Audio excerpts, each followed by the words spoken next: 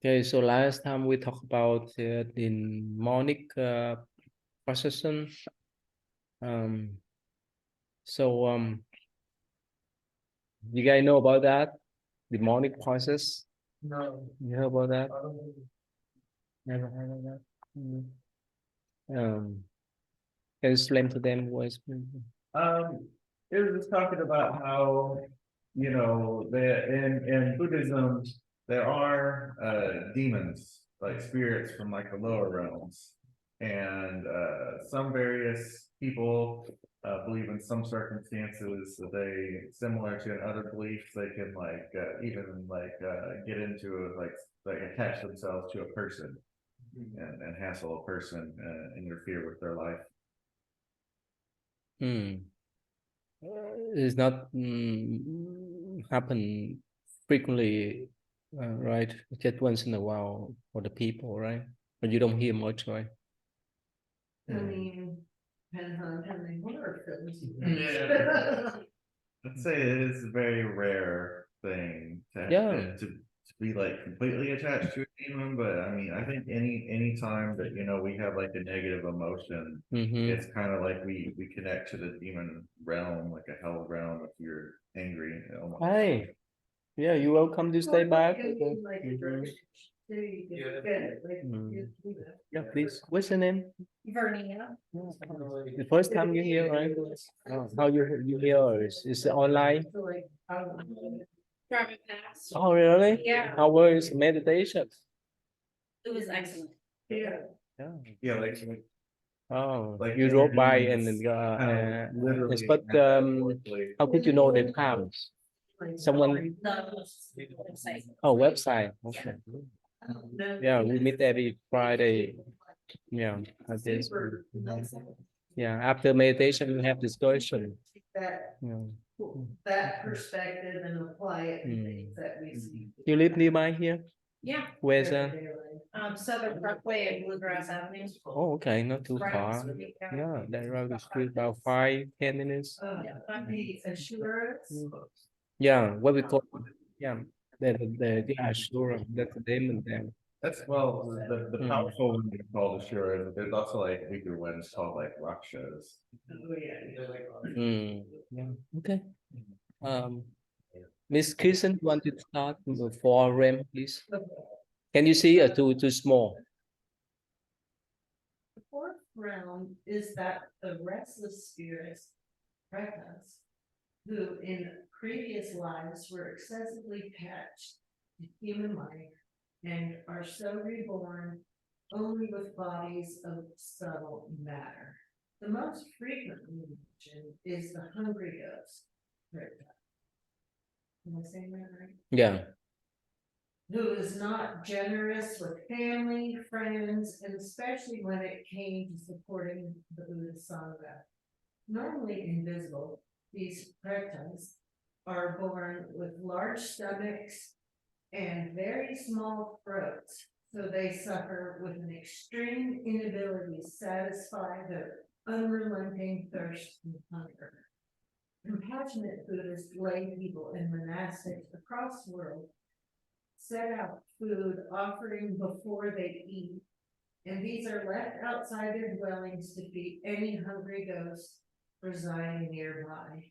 Buddhist festivals in East Asia specifically seek to satisfy these unfortunate beings who must suffer the consequences of their bad. Yeah. I know when you go to Bali, which is kind of a mix of Buddhism and Hinduism, there is literally offerings everywhere. So, Can you go over one more time? This is RAM. oh, that's nice. Yeah, sit RAM of rebirth. I can do it. Yeah, please. Yeah. Well, we're like basically in the middle, and in Buddhism, like the middle is often usually the best place to be. So actually, the middle, the human realm is like the best place to be.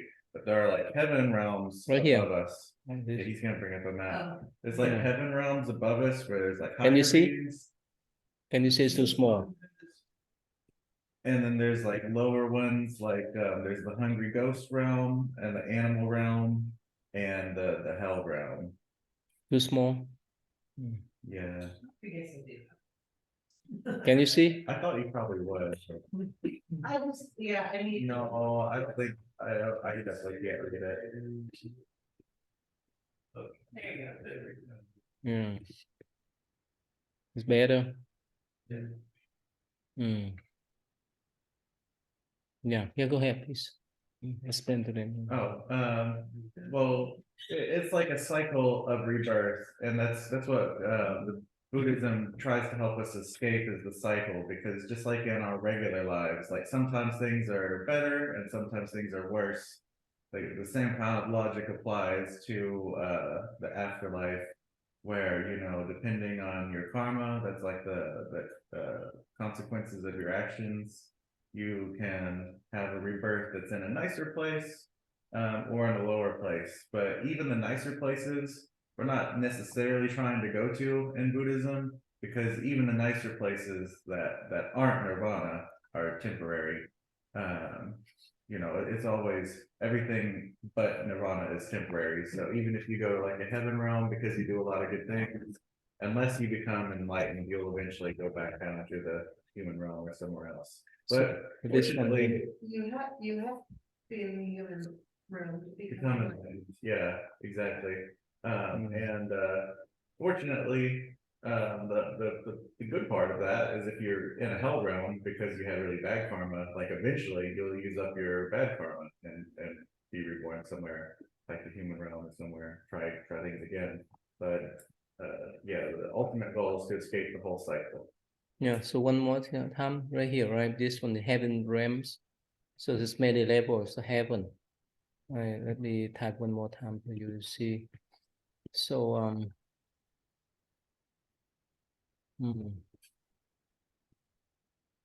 so this, so in Buddhist view, there's not one level of celestial realm. It's right here. It's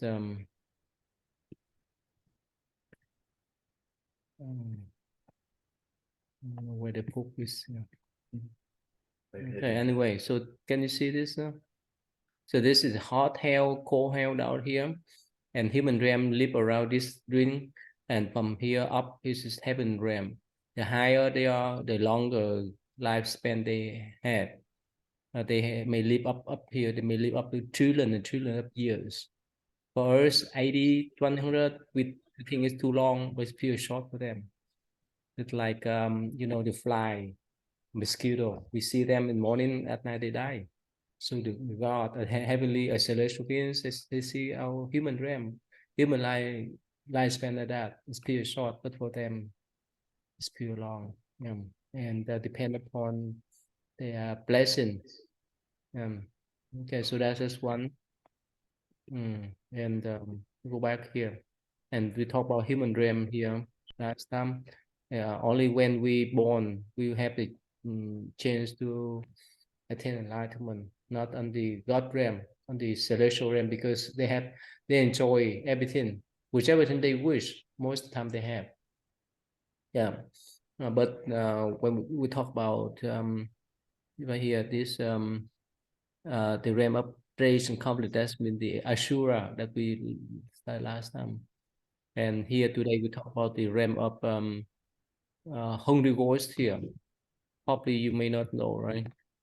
This is hungry ghost.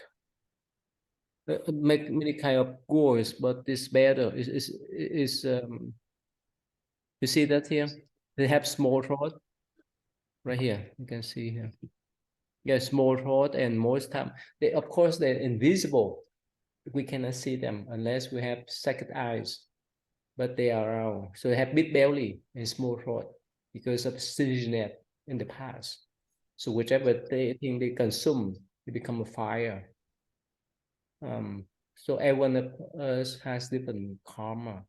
Let's say for the water, the fish, or the aquatic creature, they see waters at their house, their life sources, right? But of course, we take water, we use water, but certain amount, not all. We cannot live out there forever. But for them, their castle, their life source. So when we see water, yeah, water is for us to consume. But when those aquatic creature like fish, crab, and so forth, that's their castle, their life source. So everyone has different karma. But here, this couple of hungry wolves, that's when the passage mentioned that they have big belly and small throat because of the stinginess that they had in the past. So whichever thing they put inside their mouth become fire. You can see some stingy people, right? Right? They really stingy that they don't want to share with anyone else. Mm. Probably it's first time you see this one. I've heard of hungry ghosts. I've never Oh. seen a picture. All right, yeah, Didn't know that they came from back home. yeah. I didn't know that. You guys see this before? I've heard take not harm. Oh, Talk. the mention about this. Have you seen the image? Yeah, that's why you say that. Yeah, before we eat, as for Buddhist monk, we do some kind of prayer for them too. We say the mantra to give them the food. You watched it before? You seen this image before? This is the first picture I've seen. All right, but you heard about hungry ghosts. So I love Korean Oh, fable oh, movies, oh, okay. and they have hungry ghosts in them. Oh, you know the story, yeah. Some of them, the white snake lady, Mm-hmm. the many-tailed fox, Mm-hmm. I see. stuff like that. Yeah, in the fall when we have the parent appreciation day, that story come from this one. So the mother is of a Buddhist monk. She while she was human, she read bad karma. So when she passed away, she became one of these hungry ghosts. And the Buddhist monk, he was a holy monk, but he could not rescue her. So he went to ask Buddha permission, advice. So the Buddha say you need to make offerings to the holy monks, the whole communities, to pray for that hungry ghost. So the prayer is very important in Buddhist view, in that occasion too. Yeah. Okay, so Meta, I offer meta to all the beings in all the rooms. Yeah, that's how it's like a lot of the meta meditations and prayers are yeah. are for all the beings and all the levels, even like the ghosts and demons and whatnot. Yeah. Yeah. So that's why in Buddhism we encourage people to be generous so that they can accumulate good blessing and good merit here. Yeah, in this circle here. Okay, that's what this part about. Okay, so Sam, please. Starting at even Yeah. Even more dramatic forms of suffering are endured by those whose negative karma results in rebirth in the realm of hell or purgatory. There are. Let's see here. Me. Oh, okay. I'm sorry. Let me reduce this so I can see where's that. Probably next page. I think it was just lower on the other page, maybe.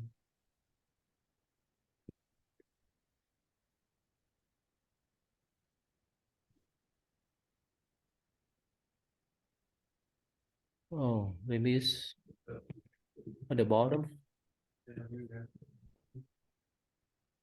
Oh, they are. Oh, they miss one page. Huh? Oh, this is the cycle of the birth too. I don't know. Probably we Yeah, I miss. think it's below that. Oh, right here. Yeah, Yeah. go ahead. Yeah, go ahead. Can you see? Oh no, too small. It's too small, but I know it said there are, and then there are numerous types of infernal region, including 8 hot and 8 cold hells. Each involves a distinctive form of suffering, such as extreme heat, cold, laceration, being eaten alive, repeating the retribution of bad karmic deeds over and over again. The specific moral misdeeds have potentially dire consequences, especially lying, theft, and adultery.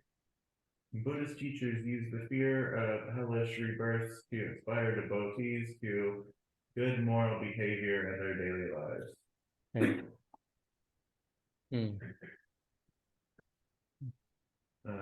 Well, this is talking about how, there's different kinds depending on, your different karma.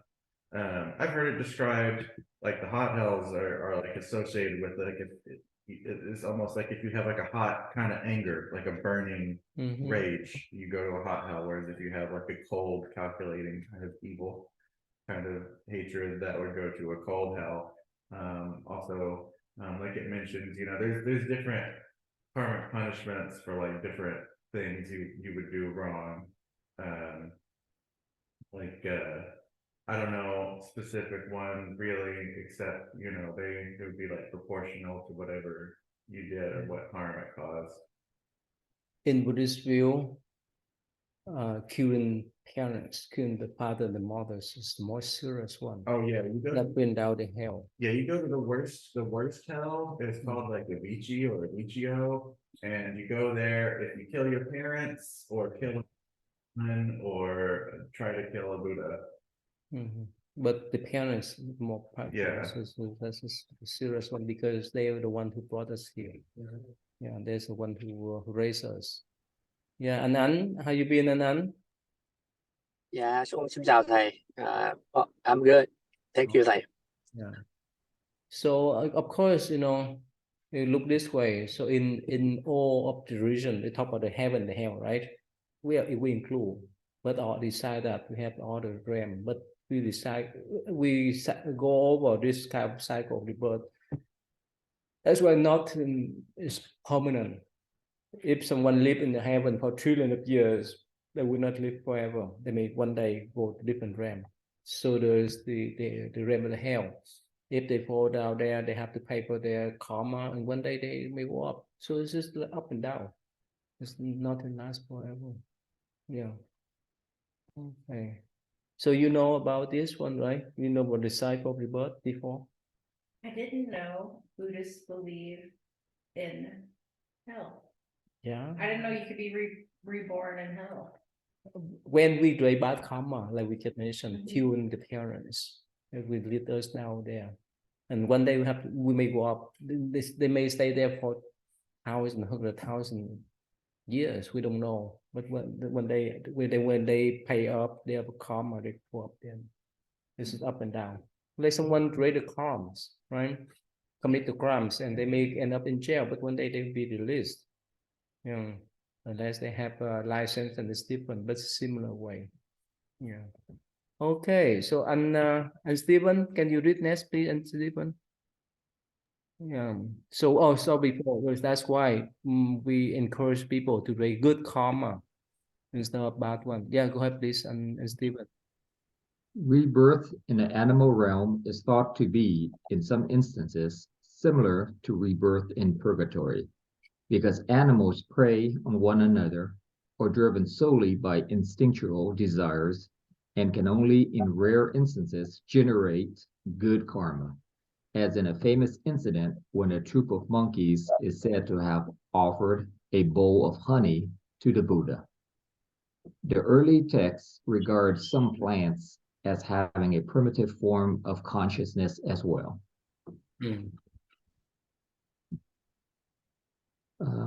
It's just pretty much stating that once you are born into an animal realm that is pretty much obviously underneath the human, and where you do not have the intellectual thought and thinking and how to properly behave and act. It's just pure instinct. All you know to do is basically in your particular set is just basically live to survive and to eat and survive. And of course, try to run away from your predator. Mofate. But it's pure, right? There's some video clips talk about animal except even human, right? Mhm. You watch some of this video clip. Animals sometimes they save human. You watch those clips, yeah? Especially the dogs. No. No, they say the human. Yeah. Yeah. You can type here. It's plenty. It's plenty on the YouTube, right? Yeah, I saw one the other day where there was actually a cat that rescued a kid from like a bear or something. Oh, here. Yes, plenty, right? You can see from now, right? Service dogs. Yeah. I mean, really, what they give, dogs are really good. They give a lot. Oh, look at here. Look Very at there. selflessly. Yeah. So anyway, yeah, if they live closer to human, right? So they would behave like a little bit like human. They can know how to save others. Right, it has that one below it that says animals saving other animals. I've seen a lot of videos and pictures where there's like a female cat that will like take care of like a baby dog or like something like that, or like animals that will actually nurse other baby animals. So probably most of them they live nearby or with the humans, so they get that type of idea, right? Otherwise, if they live in the forest, in the wood, in the wild, it's not easy. Most of the time, they just look for the prey, look for the food to consume. Anyway, so that's the way. That's the way they could create good karma to become a human again. This is the up and down. We make credit, we make the blessing, a merit. To enjoy a blessing. So that's why in Buddhism we call about the merit and merit. Merit means we have the merit to enjoy blessing. The demerit that means great bad karma. That's why. Of course, when we talk about the realm of animals, all kind, right? From little bugs up to the birds, right? Turtles or whichever, right?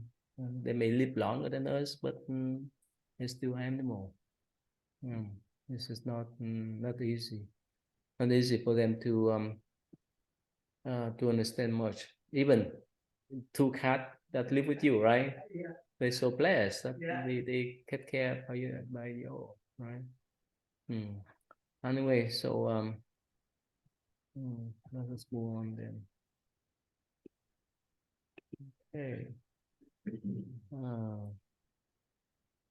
So this is a story about a troop of monkeys when they saw the Buddha, so they offered the honey for him. And that's what the Greek call them. And even some plants, in Buddhist view, they have some kind of primitive form of consciousness. Can you be incarnated as a plant? Not really, but still, that's a subject of debate too. Yeah. That's for sure. So for us, for us as Buddhists, especially in this temple, we don't consume any kind of meat because we respect their life. Because the more we consume them, the more we have to pay back. Because when we consume their flesh and blood or even milk, we one of them. And when they have to go back to their realm and pay back the debt. And someone say, what happened if we consume vegetable? We will be vegetable? Or remember we talked about last time if we consume human, remember? Yeah. No, that's not the case. So basically, we don't consume the kind of flesh of a kind of animal here because we respect their life. I used to show some video clips about the the meat industry. You know how they slaughter animals, right? If most birds or if we see them, it's not easy for us to consume their flesh anymore because we don't see them. They don't see them how they were killed, how they were slaughtered. But when we go to the environmental damage from industrial it's so it's so bad. It's so bad. It's so Yeah, so but because we don't see that, that's why when we go to Walmart or shopping center, we see, oh, that's so delicious. Or when they cook hamburger, right? It's so delicious, but we don't know that's a suffering from animals there. Yeah, that's why at this temple we don't have any kind of meat here. And sometimes people brought, so even the children they know. They know that that's the rules here. Impossible Burger, and it tastes just the same, really good. It tastes just the same, and it has like 19 grams of protein, so. But how about the chemical? Is affect to the body much? I don't think of that one's heavily chemical. I've heard people debate whether or not it's got too many chemicals. I think, what's the specific one? I don't remember. There's like, no, there's like a specific like chemical, like glyphosate. It's glyphosate, it's a pesticide that they use on it. I've heard that it has a lot of glyphosate in it because the plants they make it from are treated with that particular pesticide.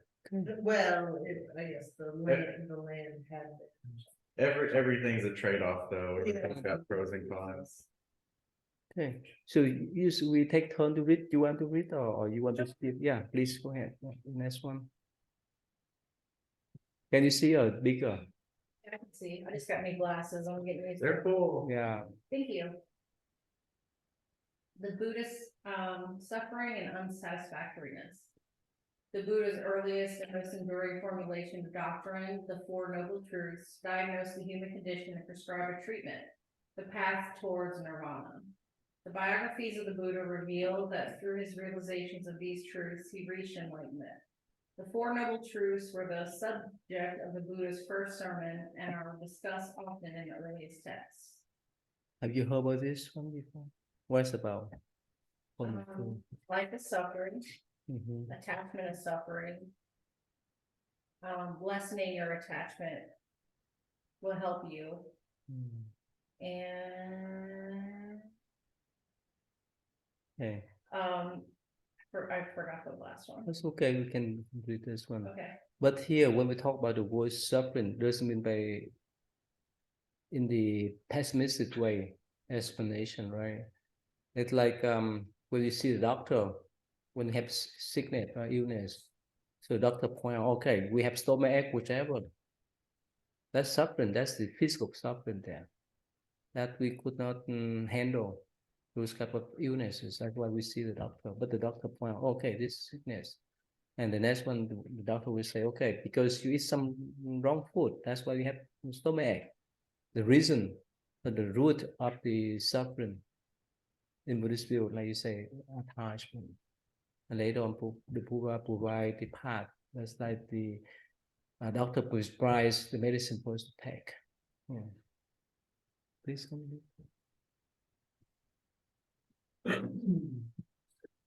The medical methodology of diagnosis, prescription, and treatment used in the presentation of the Four Noble Truths contributed to yet another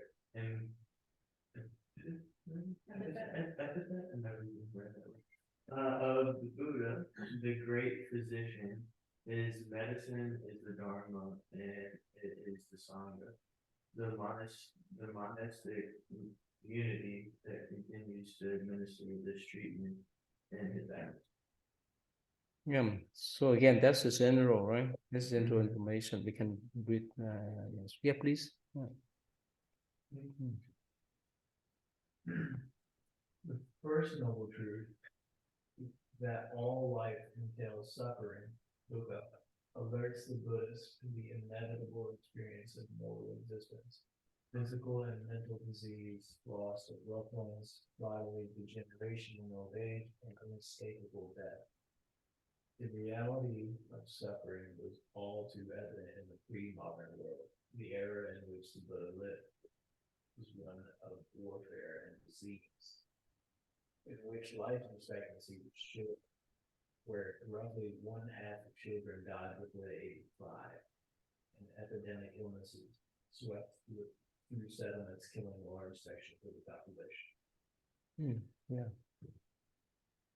And someone. life in itself is suffering and it is an inescapable thing. And eventually we will all, this body is impermanent and we will all come to our deaths. And we talk about that. So physically, when we born, we have some kind of illnesses. We aging, we getting older, and one day we have to go. No one live forever. But mentally, we have all kind of suffering, stress, anxiety. So Buddha say that yes, for our body, if we live up to 90, 100, nothing we can do, but we can change our mind. Yeah, we can transform our mind. Every one of us, whether young or male, female. So last time we talked about the COVID-19, right? Most of us or all of us went through. That's just upside down life, right? Everything turned upside down, but now come back to nature. So that's why life is up and down. It's not flat. So we could not imagine one day we have some kind of that type of illnesses like that. When people die in front of us. And when we were in that kind of state, somehow we felt as hopeless. It's gone already. So it's up and down.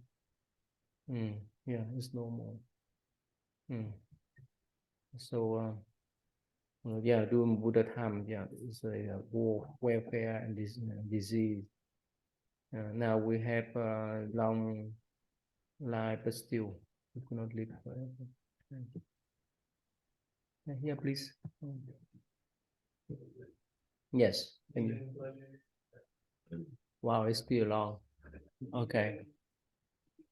Pleasure and good times, however enjoyable, have an unsatisfactory qualities if they are unsaintly.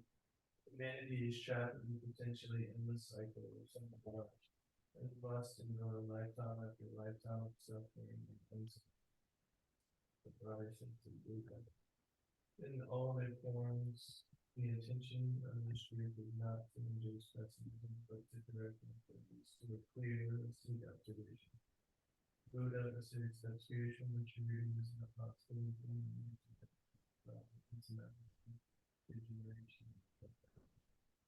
For ignores the suffering, just as he himself was a religious spiritual. So too much human spirits who endure suffering for all of us similar to each other. The appropriate Buddhist response to truth and suffering is to make them a spiritual opportunity to communicate and show compassion, and loving kindness, not to, in order to alleviate the suffering affecting all of them. So it's saying like even pleasure and good times can still they're temporary, if you're saying. And then samsara is what we're in, and it's the cycle of birth and death and satisfactoriness. But it says not to get pessimistic about it, because we're building our spiritual maturity. And if we remain in denial about the degeneration, it's like that. Anand, can you follow us, Anand? And Stephen, you follow us? Yes, I hear, but it's a little bit soft on the microphone, but I can understand the conversation. Yes, about Four Noble Truth and life is suffering and the attachment to those material things and life in general are the causes of our desire and needs and wants. And when we cannot get to it or achieve it, then we get a lot of pain and suffering. And that what caused the cyclical nature of our own demise in this world. So yeah, for most young people, they would not pay attention much about spirituality, right? But some people like when up to 50, 60 and above, they may think about spiritual life. because when they don't live their life, we don't know where they heading to.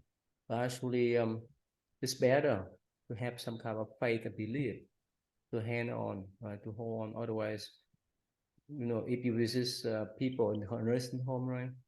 Many people, they're so desperate.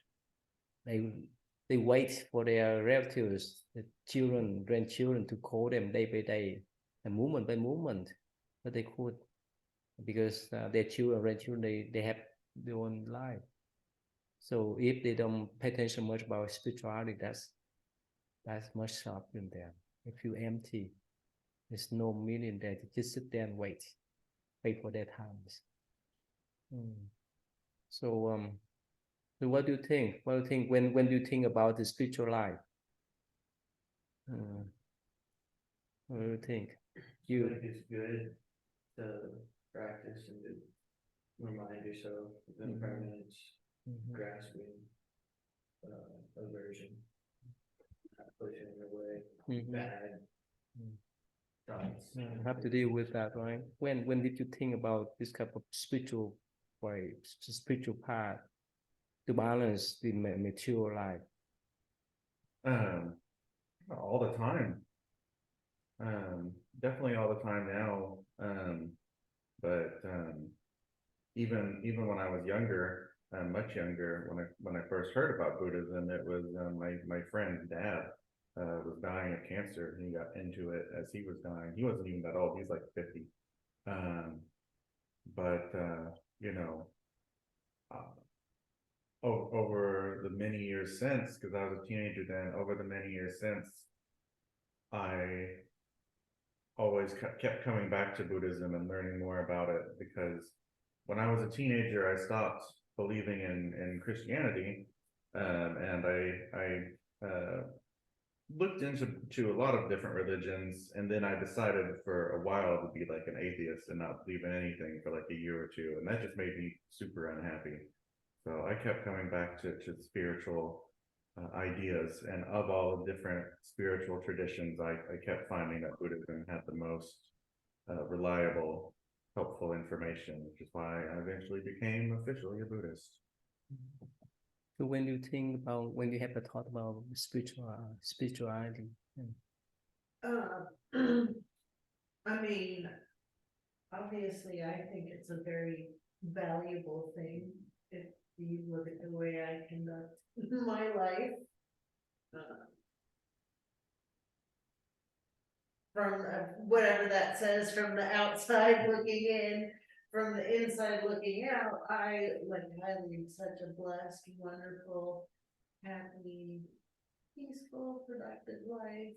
And a lot of that I like to contribute to kind of some of the guidelines that are put ahead of me, and that the Buddhist recipe kind of offers for you to try to see, the Buddhist offering is try it and see how it works. Well, for me, I've tried it and it always checks out. It's like always reliable in my experience. And I mean, like all the time, like with my job recently, like they had us, like I work in medical records, they had us for a month, like doing medical records for a company, for a hospital. It was really easy, and then they moved me to one that's like really hard, and all my other coworkers that also got moved were like complaining. I complained a little at first, but I was like, this is just like the Buddha says, everything is always changing,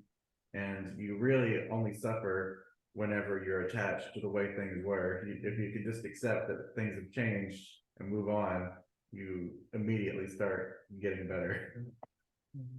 And Stephen, how about you? And Stephen, when you have the feeling of spiritual path?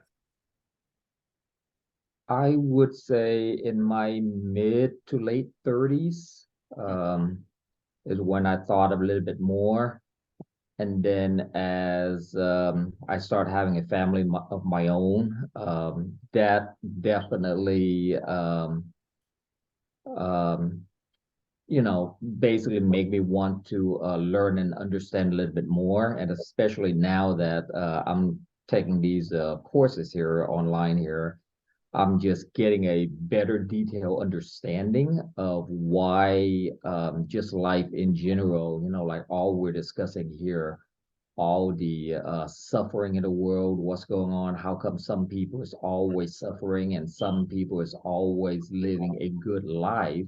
What is the main reason? How come it's so a lot of people might think it's unfair, but now that we're learning this here in details in class, that it's just basically all boils down to us as an individual person, kind of like the attachment to things, whether it be good or bad, which is kind of like the cause of the suffering in general. So, which it is helping a lot, but then again, in a general sense, as a human being, trying to do your best to more from an application standpoint is a little bit tough, especially now. More of that. You have anything you want to share anything about when you start to think about spiritual life?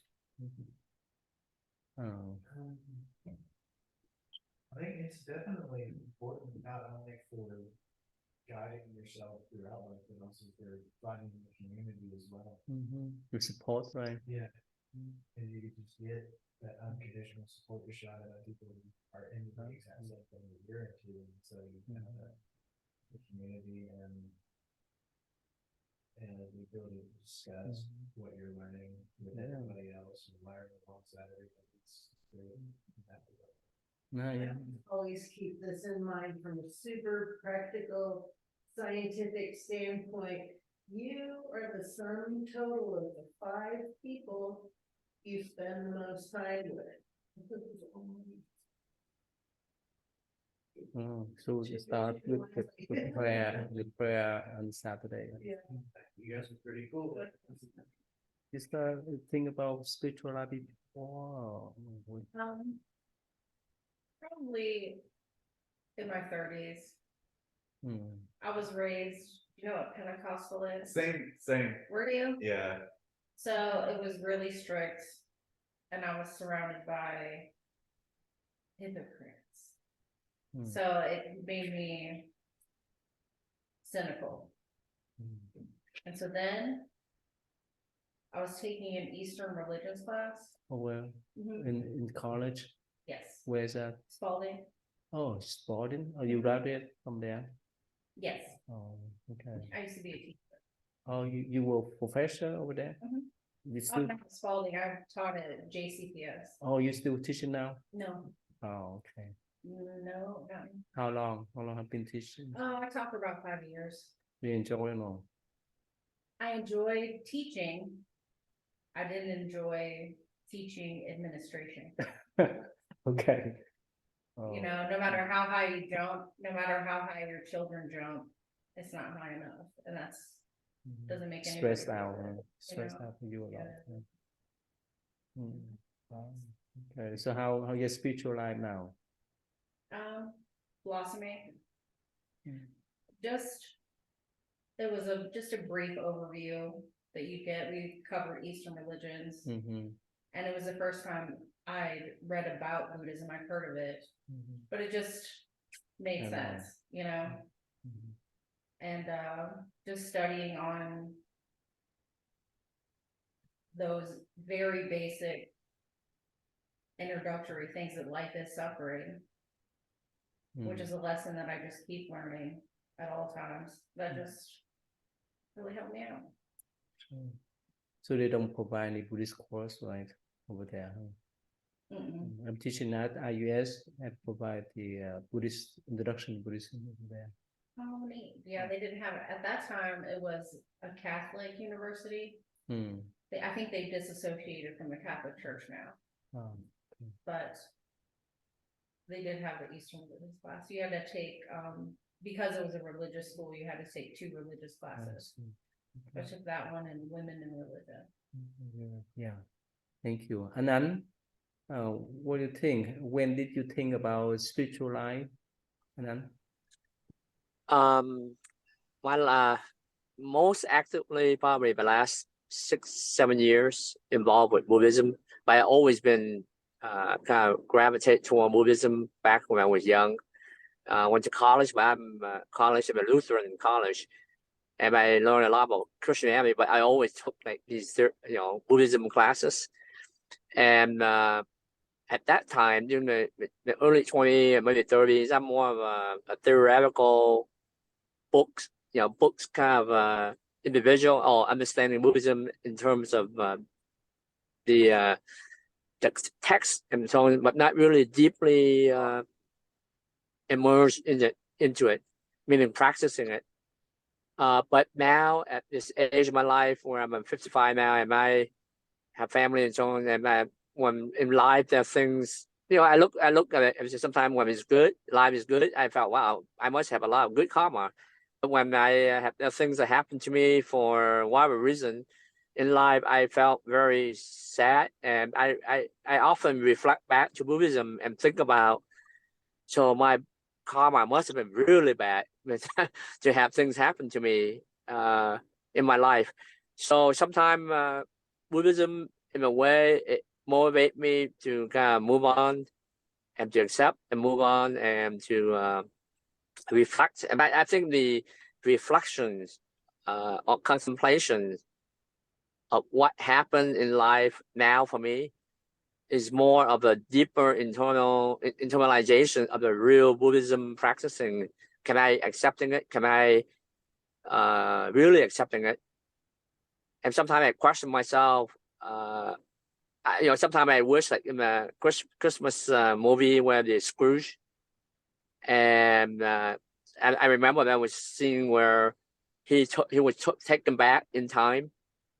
We hear a lot about karma and what you did in your past life that caused this XYZ now, and what you do now will help you in the future. So I always kind of wondering in myself, I wish that someone can take me back in the time where I did those good or bad situations, so that I can reflect on it. It's just my own internal reflection at this point in my life in general. Thank you, Thầy. So again, we came here by ourselves, and one day we live by ourselves too. So at the end of the day, we need to take care of our own karma. Whichever thing we do, whichever thing we think, whichever thing we say, we have to be responsible in one way or others. That's why in Buddhism is demands that we need to be accountable for our own life. When we have that type of understanding, it's easy for us to take care of our mature life and spiritual life and so on. But what happens if people, they just value their mature life much, and they don't pay much about spiritual life, and what happened on the verge of death?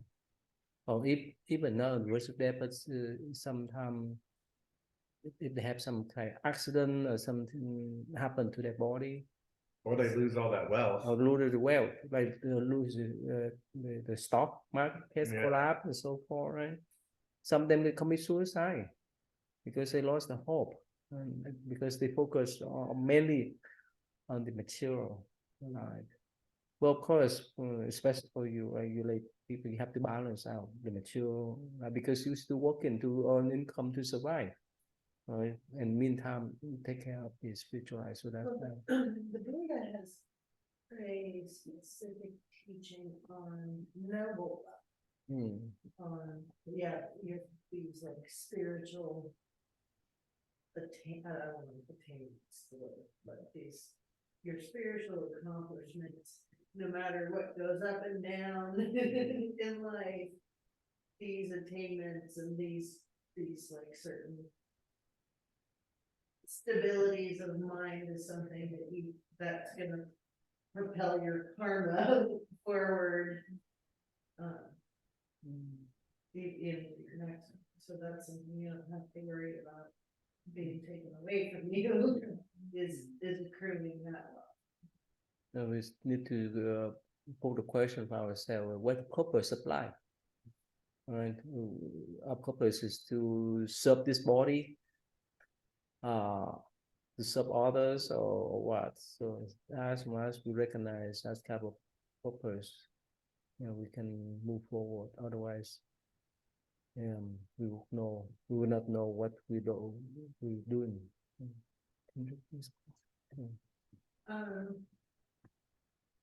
Escape from samsara and suffering is true spiritual.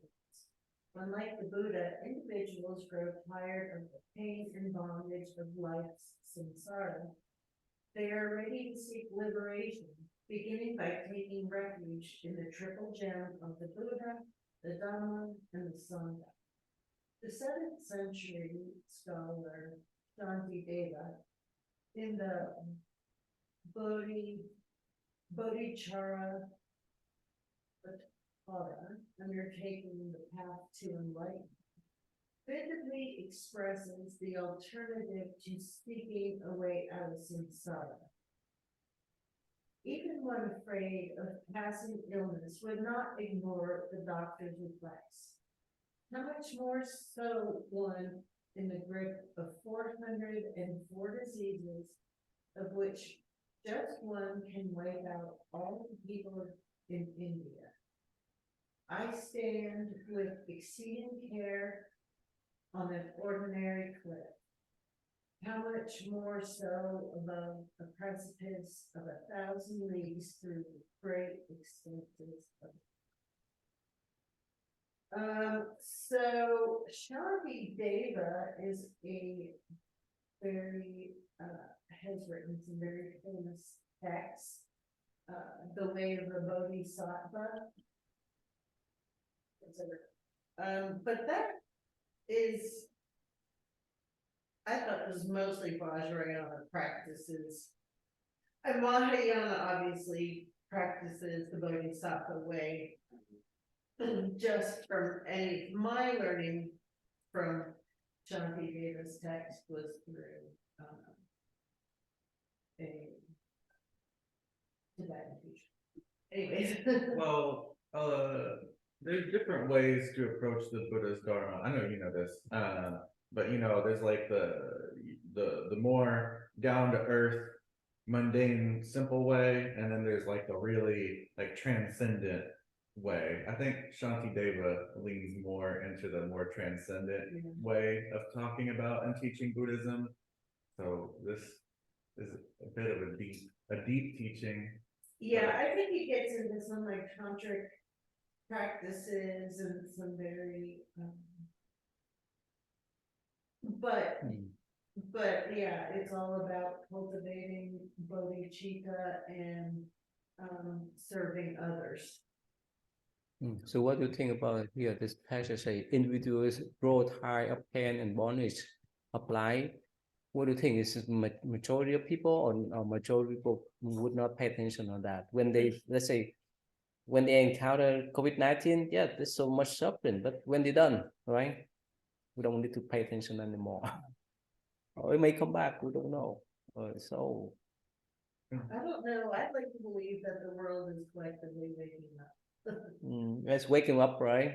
That's how I feel. That is my the way I choose to see life and see other people that with technology and the way things are spreading, and of course the way science is confirming a lot of these things. I think a lot of people are waking up. Some people, right, because of COVID-19, they stay home, they work at home, and somehow they did not get used of that. It's usually like now normal, right? Everyone in the families go on their own path. Yeah, the children, they go to school, the parents go to work, the husband go to work this company and that company, and the wife too. But during the COVID-19, they went sport, and they raise some kind of tension too. But they don't take that type of opportunities to drain the bonding. But they think that's just the stressful situation that they have to deal with their family members. But now it's gone. They don't have that chance anymore. And so that's just a lot. But again, It's not easy for people to recognize, but they still enjoy the game. After we done with the game, we move on to other games. Yeah, They never stop. that's what it makes me think about is, most people, of course, people like to stay away from things that, they don't like and, cause them problems, but people have some things that they know cause them problems and they still keep going back to them, like bad relationships or, addictions. And, there's other things that people like and enjoy that of course they always try to attach to, like good relationships, but even good relationships end someday. Like the best case scenario for a relationship is that one of you eventually dies, after being together for so long, but hobbies, relationships, games, entertainment, it's all temporary, so it's like an endless cycle, so that's not a real escape, which is what I think a lot of people don't realize, because they always go from one thing to the next and they don't stop to realize this is just a cycle. It's important to recognize that this is the cycle and you can break out. Well, the Buddha specifically prescribes aiming for the middle. You're not really aiming for happiness, because that's when you would actually put its equanimity, which is, yeah. No preference. Well, and I have also been, part of the thing they say enlightenment is, and I can't remember what the exact word is, but it's like disenchantment, right? So that's turning away from like sense pleasures, turning away from like clinging to good states of mind, that you are disenchanted with all these things that are kind of, that these things aren't nothing. Is that nirvana? Kind of. You taught high school or middle school students? Middle school and high school. How were you enjoy them? You enjoy teaching them? Or too much? They so hyper. Many of them Yeah. is so hyper. The high school kids more than the middle school kids, because the middle school kids are, I think, with more time teaching, I needed more time because I didn't understand them, because nobody can understand something that's completely like this all the time, With the teen age, right? 13. Mm, When they're 13, we're changing. they don't know who they are, they don't know what they are. Yeah, One that's day kid talk. they're 5 years old, one day they're 30 years old, Yeah. and every day I was still 33, Well, that's peer talk. It was just confusing. That's why. Just trying to be what they need from you. Just try to be so many things. They look for the fun, the games. After they're done with the games, they look for another one. It's just a cycle, but they don't recognize that it's impermanent. So that's just like the children. But for us, we're mature, but sometimes we act like that way, right? We look for entertainment for a while to fulfill our temporary happiness, but it won't last. So depend on how much we pay attention on our mind. Okay, so thank you. And let's just finish up today.